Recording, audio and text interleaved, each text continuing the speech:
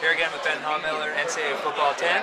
We're going to talk a little bit about Season Showdown now. This is another feature that was kind of laid out. We didn't have many details on, so we'd like to hear more. So just kind of give us the overview of what that is all about. So college football is pretty unique in the fact that people are very passionate for their schools. They love their schools, and they will do anything for them. And the old adage of my school is better than you, and I'm going to prove it, has never been truer than with Season Showdown. So here you go. You sign up with the school you want to represent, and for the rest of the season, you're earning credits to help that school's cause. And so this is a season-long competition that extends even through the postseason. We're going to be done with this thing finally in January. Our postseason, our national championship game, matches up with the real-life national championship game. So every week of the season, your opponent is your school's real-world opponent. So the third week in October, Tennessee fans are playing Alabama.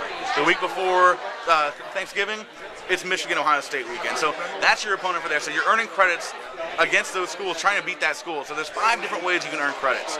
By games versus CPU, by games versus your current opponent that week, and also games just randomly online against other people. So if it is that Ohio State-Michigan week, and I'm representing Michigan and playing someone that's representing Nebraska, that credits I earn in that game will go to that category. We have 2 web applications as well, so you can show how much of a trivia buff you are in college football by showing off your trivia skills in that game. There's also an online voting game that allows me to go in and not only vote for my team, but also try and get my rivals to lose their game by voting against them for that week.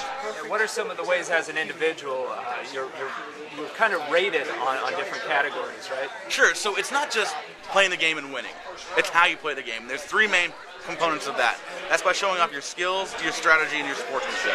So skills, all about your skills on the stick. So getting user picks, forcing fumbles, getting user big hits. Those are earning credits that way. Strategy, we've got a lot of new gameplay elements that really factor in with this. So your ability to game plan, which is a brand new feature we have. So you can say how aggressive or how conservative you want your players to be. So I want my defensive backs always going for a pick. I do that, there's a chance I might get burned, but I'll get more interceptions. I want my defensive players to try and strip the ball. I need that ball back. You know, they might want to getting more face masks than that because they're always kind of going for that strip and they might get a hand too high. So based on your settings for that, if you perform an action based on how your game planning is set, you'll earn credits that way. And that's something you can change on a play-by-play basis from the play call screen. So you can always adjust your game planning based on what you need for that situation. In addition to that, we've added setup plays. So now, if you want a play-action play to work, you can set it up to actually work by running a linked play to it. So in the play call screen, you'll see plays that are linked together. Run a halfback dive, run it successfully, run it enough. The defense is going to bite on that play actions. If that's 100% set up, you'll see it there, and you can run that whenever you want to. You don't have to run it right away. So you can set a play up in the first quarter, run it in the third quarter. Now, when I say it'll work, I don't mean it's 100% touchdown every time. What I mean is the defense has the highest likelihood of biting on that fake.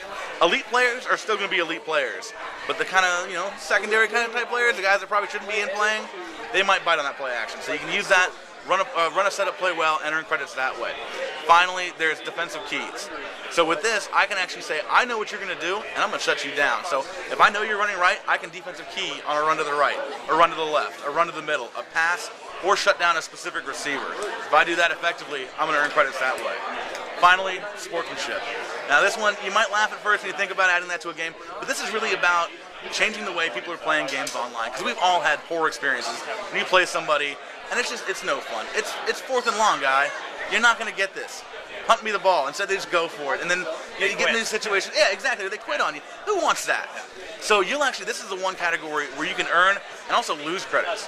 So it's all situational based. So if you're losing in the 4th quarter and you need to go for it, you're not going to get pinned for that. But if it's first quarter, you're up by 35, you're on your own 20, what are you going for it for? Kick it away. You'll get credits for that. If you don't, you're going to lose credits.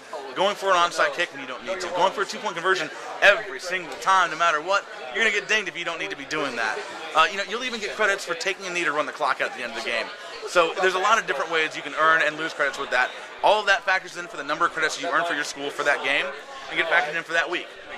Now, one of the biggest concerns, I think, with this is that only the big-name schools, the Floridas, the USCs, the Texas, that they're going to have the huge advantage, and really it's just going to come down to them, and no one else is really going to be all that involved. You know? So that was a huge design decision we had, was to make sure that every school has the ability to compete for the national championship. So with that, it's the 5-category format, which really helps that out a lot. It's not just a numbers game, not just a leaderboard out there, but you get the most credits, you win. So you have to play in each of the different types of games, and they're all set up in a way that the smaller schools have a chance in each and every one. So you're going to see some upsets in this. You're going to see some schools that in the real world wouldn't win the games have a real legitimate chance to win this. Also, we have weekly polls every week where we update all 120 schools based on their performance from the previous week and through the season overall.